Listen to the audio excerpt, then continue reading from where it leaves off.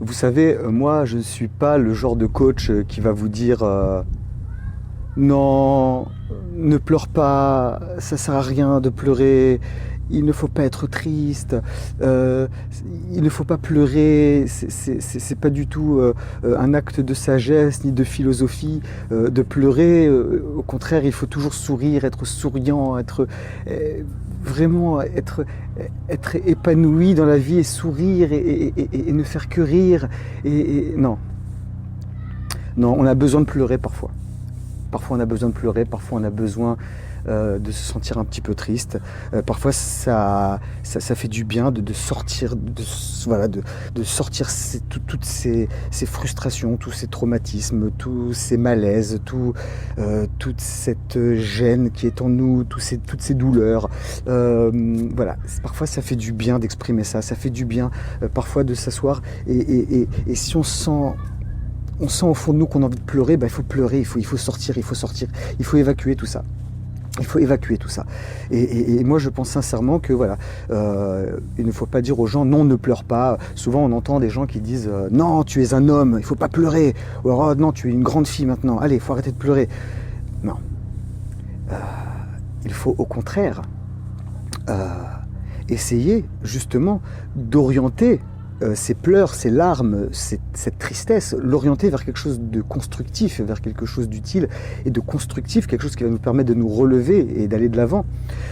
Et donc, si ça doit passer par le fait de pleurer, le fait d'être triste, le fait d'avoir une période un peu douloureuse, où justement, on se sert de cette période-là pour être dans un processus d'introspection, dans un processus qui nous permet au contraire de nous sortir de cette situation de douleur ou de stress ou de désespoir ou voilà, une souffrance, que ce soit une souffrance physique ou voilà, une souffrance mentale ou morale, quelque chose qui nous a fait de la peine, une séparation, peu importe, il y a plein de choses parfois qui font de la peine. Il faut apprendre à extérioriser tout ça et c'est pour ça aussi que je pense que l'art et l'expression, la création artistique et l'expression de soi, l'expression de son expérience, l'expression de ses douleurs, l'expression de ses traumatismes, etc. Ça permet vraiment d'extérioriser, de transformer ça en quelque chose, déjà d'interpréter cela et en fait de le mettre soit par écrit, soit en couleur, soit en peinture, soit en sculpture, soit on peut faire plein de choses pour exprimer tout ce qui se passe dans notre tête, tout ce qui se passe au fond de nous, dans nos émotions, et en faire quelque chose de bien et évacuer un petit peu. Et c'est pareil aussi pour tout ce qui est le fait d'être en colère, le fait d'être violent, le fait d'être nerveux, le fait d'être quelqu'un qui a besoin d'exploser. Parfois, il y a des gens qui sont un peu impulsifs, un peu nerveux. Moi, je sais de quoi je parle. J'ai vraiment été comme ça pendant très très longtemps. Quelqu'un de très impulsif, très nerveux. Stressé aussi, angoissé. Et en fait, je me suis rendu compte que finalement... on peut se mettre dans des états comme ça, on peut se mettre en colère, on peut être nerveux, etc. Mais l'orienter vers quelque chose de bien, l'orienter vers quelque chose de constructif. C'est exactement comme la tristesse, la détresse, le désespoir, etc. Si on se sert justement des larmes, on se sert voilà, de cette tristesse-là pour se reconstruire et pour aller de l'avant, dans ces cas-là, c'est une bonne chose et comme je viens de le dire, donc c'est pareil pour la violence, le fait de s'énerver, d'être en colère, il faut sortir. Il faut sortir tout ça. Moi, encore une fois, je ne suis pas le coach qui va dire aux gens ou à mes clients ou aux gens qui me font confiance pour que je les aide dans leur développement personnel, spirituel, professionnel, etc. etc. Pour moi, c'est hyper important de leur dire, vous avez le droit de pleurer, vous avez le droit d'avoir des phases... de haut, des phases de bas, vous avez le droit d'être en colère, vous avez le droit d'être énervé, vous avez le droit d'être révolté, mais vous devez transformer ça en quelque chose de constructif. Et donc exprimer cela. Exprimer cela, soit en exprimant vos opinions ou voilà, en exprimant un petit peu ce qui vous passe par la tête, vos émotions, etc. En le mettant soit par écrit, soit en faisant des trucs artistiques qui vous plaisent. Et en tout cas, voilà. Vous pouvez le faire aussi en vous filmant, en faisant des vidéos ou en faisant ou en vous enregistrant, en faisant des séances où vous enregistrez, vous parlez à vous-même, vous essayez d'analyser un petit peu ce qui vous arrive, etc. Comme je l'ai toujours dit, vous pouvez faire la méditation aussi. Voilà, il y a plein de choses. Plein de choses, plein d'instruments qui permettent de s'exprimer et de faire sortir un petit peu tout ça. Moi, comme je le dis toujours, voilà, moi je crois très fort au fait que on ne peut pas vraiment créer quelque chose, on ne peut pas vraiment détruire quelque chose. On peut juste transformer. Et en fait, on peut transformer tout ce qui est autour de nous en quelque chose de positif, en quelque chose qui nous permet de nous épanouir. Mais en aucun cas croire qu'on peut du jour au lendemain changer complètement sa façon de penser, sa façon d'agir, sa façon de parler, etc. Non, c'est un processus qui peut prendre parfois du temps. Il y a des gens chez qui ça prend moins de temps, qui arrivent à faire le changement rapidement dans leur tête. Il y en a qui ont besoin de plus de temps. Voilà, chacun à son rythme, mais voilà, il faut savoir qu'il y a des outils qui nous permettent de vraiment se sortir des périodes parfois très difficiles et par exemple, pour reprendre l'exemple de la violence et le fait de s'énerver, d'être en colère, par exemple, déjà on peut faire du sport, faire des activités sportives qui nous permettent vraiment de se défouler, mais pas des trucs chiants. Vous voyez, il y a des gens qui ont besoin de trucs vraiment qui les poussent à faire vraiment, à sortir vraiment tout leur nerf, toute leur colère. Alors vous pouvez faire du punching ball, vous pouvez faire des activités sportives, voilà, des arts martiaux, des choses qui vous permettent, mais encore une fois, vraiment choisir quelque chose qui permet vraiment de se défouler. C'est pas forcément quelque chose de conventionnel, c'est vous qui devez choisir voilà, votre façon de vous défouler. Si c'est je sais pas, de faire des batailles de polochon, ou enfin je sais pas moi, hein, si c'est vous défouler en faisant de la nage à la piscine, ou en faisant des sports extrêmes, ou en faisant, je sais pas, il y a des milliers de façons de s'occuper, de trouver une façon de se défouler. Mais voilà, l'essentiel c'est de ne pas se défouler sur son conjoint ou sa conjointe, ne pas se défouler sur ses enfants, ne pas se défouler sur ses collègues, sur ses employés, sur notre entourage. Voilà, voilà, c'est ça le truc. Tout le secret ici, c'est d'orienter toutes ces pulsions, toutes ces expressions en fait de colère, toutes ces expressions de tristesse, toutes ces expressions voilà, tout ça, toutes ces pulsions, ces addictions, tout. Je parle de toutes les émotions qui peuvent traverser un être humain. Et bien en fait, se servir de ça pour justement construire quelque chose d'utile, quelque chose de constructif et aller de l'avant. Et c'est pour ça que lorsque vous pleurez, par exemple, il ne faut pas pleurer dans un sentiment de désespoir, un sentiment où c'est mort, c'est foutu, je sais pas comment je vais faire, c'est mort. Non, il faut pleurer en étant rempli d'espoir, en étant rempli de motivation, et en essayant vraiment de puiser dans ses ressources et se dire que de toute façon, là, si on pense qu'on est au plus bas dans notre vie, eh bien, voilà, savoir que dans 1 an, 2 ans, 3 ans, 5 ans, tout ça, ce sera derrière nous. Il y a toujours des solutions, on s'en sort toujours dans la vie quand on veut s'en sortir. Donc, voilà, essayer de se projeter un petit peu, essayer un petit peu de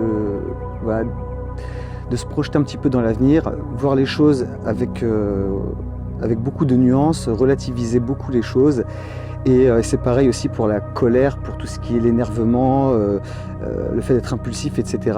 Et bien justement, se servir de ça pour motiver les autres, pour être un leader, pour être quelqu'un qui a du charisme, pour être quelqu'un qui va réussir à guider les gens, à les orienter, etc. Voilà, c'est comme moi je suis pas du tout le coach qui va vous dire oui, il faut toujours être zen. Ah, regardez comment je respire bien, comment je parle doucement. Non, il y a des moments où j'ai envie de parler très vite, il y a des moments où j'ai envie de parler très doucement, il y a des moments où j'ai envie d'être hyper actif, il y a des moments où j'ai envie d'être hyper serein, hyper calme. Il y a des jours où ça va pas trop. Il y a eu des périodes très difficiles que j'ai dû surmonter, là, que j'ai dû passer ces derniers temps. Et voilà, j'ai pas peur de dire que j'ai beaucoup pleuré, et j'ai vraiment extériorisé tout ça. J'ai vraiment essayé vraiment, dès que j'avais envie de pleurer, pouf, allez, il faut que ça sorte, Mais je me suis aussi beaucoup exprimé, j'ai écrit, j'ai beaucoup écrit, j'ai beaucoup aussi été dans la création artistique, les créations en béton, les créations en acrylique, la peinture, dans la musique, dans plein de choses, dans les vidéos, dans le coaching. Voilà, je me sers de tout ça, en fait, de toutes ces émotions, de toutes ces pensées, de toutes ces choses qui sont autour de moi pour justement construire quelque chose de bien. Comme je l'ai déjà dit souvent, pour intérioriser de nouvelles croyances et aussi pour adopter de nouvelles habitudes. Et moi, j'avoue que voilà, l'expression... notamment l'expression artistique sous toutes ses formes, ça m'aide vachement, c'est vachement utile et voilà, ça peut complètement changer une personne et moi en tout cas je sais que ça m'aide énormément et je conseille vraiment à tout le monde de faire quelque chose qui vous passionne et qui vous permette vraiment d'extérioriser tout ça, d'exprimer tout ça. Et voilà, donc moi je pense qu'effectivement il y a un temps pour être triste, il y a un temps pour être heureux, il y a un temps pour être sérieux, il y a un temps pour rigoler, il y a un temps pour chaque chose. L'essentiel c'est que chaque phase par laquelle on passe, chaque période et époque par laquelle on passe, il faut justement s'en servir pour construire quelque chose de positif et assembler cette pièce douloureuse dans une image beaucoup plus globale, dans le grand puzzle de votre vie. Et justement qu'en fait, faire en sorte que cette petite pièce du puzzle, qui est une période qui va passer, une période c'est un petit détail dans votre histoire, et cette chose-là, il faut en faire en sorte que justement, elle puisse être en harmonie avec le reste du puzzle, avec le reste de l'image, et c'est justement ce qu'on va faire du reste de l'image qui va permettre de rentrer en harmonie avec cette petite pièce du puzzle. Et donc voilà, il faut prendre chaque petite période de notre vie, chaque petite chose douloureuse, et en faire quelque chose de bien, en faire quelque chose de constructif. Donc voilà, n'hésitez pas à vous exprimer, mais en le faisant toujours en respectant la liberté des autres, en respectant les autres. Voilà, si vous voulez vous défouler, défoulez-vous tout seul, avec vous-même, ou avec quelqu'un qui accepte de le faire avec vous. Si vous voulez vous défouler sexuellement, ou de façon sportive, ou de façon artistique, ou voilà. Il y a des milliers de façons de le faire, faites-le avec des gens consentants, des gens qui partagent les mêmes passions que vous, des gens qui aiment les mêmes choses que vous, faites-le en groupe si vous n'êtes pas motivé à le faire tout seul, mais voilà, il y a plein de manières de trouver des buts à sa vie, de trouver des objectifs à atteindre, et pour ça, il faut vraiment, premièrement, faire un travail d'introspection, deuxièmement, faire un travail d'expression, et ensuite, bien entendu, assembler toutes les pièces du puzzle, toutes celles qui nous paraissent parfois un peu, comment dire, des pièces du puzzle de notre vie qui parfois nous paraissent comme des erreurs, comme des choses qui sont des erreurs de parcours, des choses qui font qu'on se dit mais pourquoi j'ai fait ça et pourquoi j'ai pris telle décision, pourquoi j'ai fait tel choix dans la vie, pourquoi, bah, faites en sorte justement que ça fasse partie d'un grand dessin, d'un grand chef-d'œuvre qui est votre vie, qui est votre existence, et il faut changer chaque chose en positif. Et c'est ce que je fais justement avec l'art, avec la peinture. Et vous avez vu justement que là, la peinture que j'ai faite, là, l'œuvre sur laquelle je suis en train de travailler, le résultat n'est pas top pour l'instant, mais je suis certain que en travaillant encore sur les reliefs, en travaillant sur les couleurs, en travaillant sur la texture, etc., je suis sûr que finalement ça va devenir une très très belle toile. Et pourquoi ? Parce qu'on se sert de toutes les mauvaises expériences, de tous les échecs, de toutes les choses qui collent pas forcément entre elles, et on crée quelque chose d'harmonieux, on crée quelque chose de beau, on crée quelque chose qui rentre un petit peu dans les mêmes tons que la grande image, le grand puzzle qu'on veut construire dans notre vie.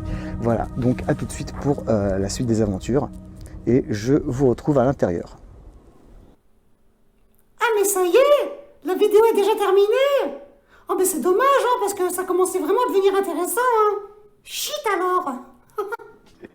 Mais non, ne t'inquiète pas, je te rassure, cette vidéo est un court extrait d'une plus longue vidéo qui elle-même fait partie d'une série de vidéos qui elles-mêmes font partie d'un ensemble de vidéos, qui elles-mêmes font partie d'un ensemble de vidéos, qui elles-mêmes font partie d'un ensemble d'autres vidéos, qui elles-mêmes font partie d'un Enfin bref, tu m'as compris. Donc c'est bien simple, pour voir cette vidéo dans son intégralité et voir aussi toutes les autres vidéos qui ont tous pour sujet commun le développement personnel, eh bien il te suffit juste de souscrire à mon programme de développement personnel, c'est-à-dire donc de faire partie de mes élèves de coaching. Donc voilà, il te suffit juste de cliquer sur le lien qui est dans la description de cette vidéo et tu accéderas à la page qui te permettra d'accéder à mon programme et donc aussi à toutes les vidéos sur le développement personnel. À très bientôt pour la suite des aventures.